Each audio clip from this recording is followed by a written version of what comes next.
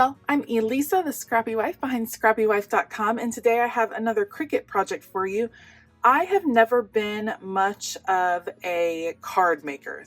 It's just not something that really interested me before, but now that I have my Cricut, I wanted to give some of the cards in Design Access a try, and I actually found this set of card bases on clearance at Michael's for $5 for all of these cards, and I wanted to see if I could take one of them and how easy it would be to embellish it with my Cricut Explorer. So I thought I would turn on the video camera and take you guys along. I'm going to pick out some coordinating paper and let's give it a try.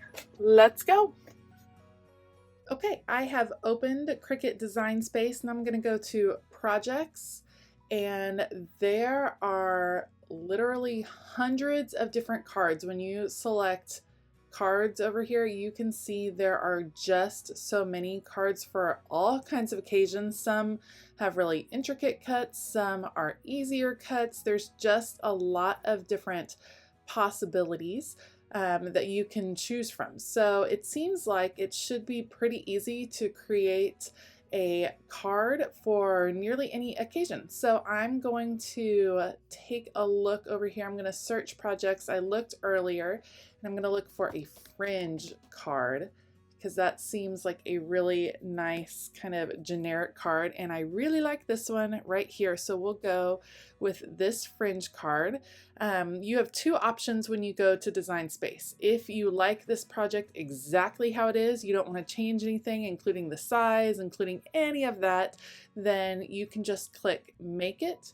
Or if you want to adjust some of the settings, then you can go to Customize, which is what I am going to do right now. So I will click Customize and bring my card into here. Now this is set to cut out all of the parts of the card, including the envelope and the card base. I don't need those because I already have that ready to go, and I don't think I'm gonna do the fancy envelope anyway. So I'm going to just select everything over here, and I'm going to delete that. I don't need that as part of my project. I'm going to just shift this over. And I also don't need a few elements over here. Now, all of this is grouped together. So what I'm going to do is come over here to my right hand column, and you can see it lists out all of the different cuts, and this one also has drawing on it, and there's some parts that I don't want. If you do not want to print part of a card, then what you can do is come over here to where these eyes are and simply just press that so that you cannot see. For instance, I'm not wanting this thanks in there, so that is gone. I'm gonna scroll down here. I don't want the card or the score line either, so I will just do that. So now I have just the fringe, which is what I wanted to add to my card. I'm going to select this and check out the size. I want to size this down. My cards are 5¼ inches, so I'm actually going to do 5.2 just to make sure that that will be enough room. And now it is sized for my card. When I come over to Make It, it will sort the different colors like that.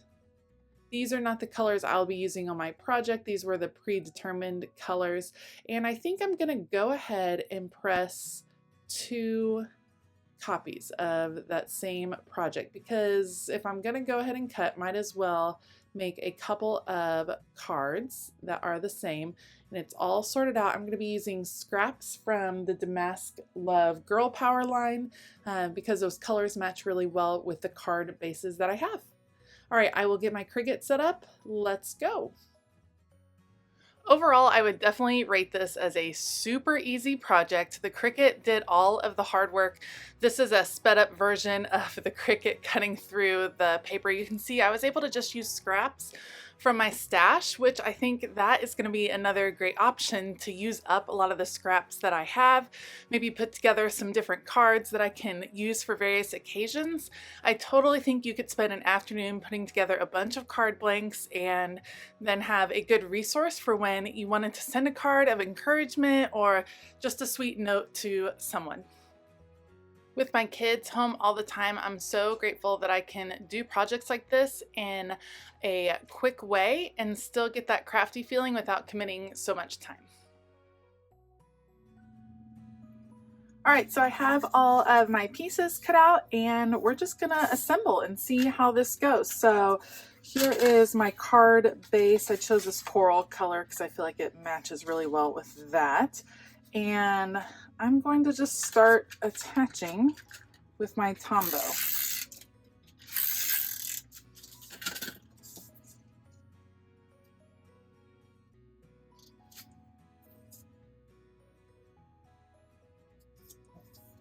There's the first layer. I did end up having to cut again. I had looked at the package wrong and the cards were 5.5 inches.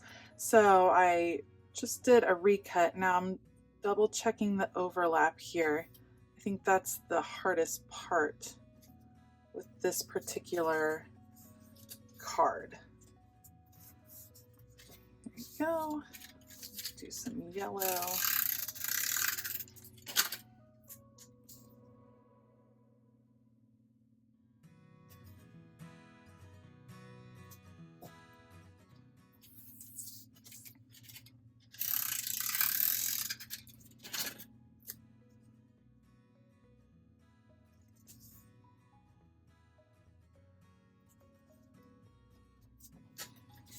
And finally, the top layer.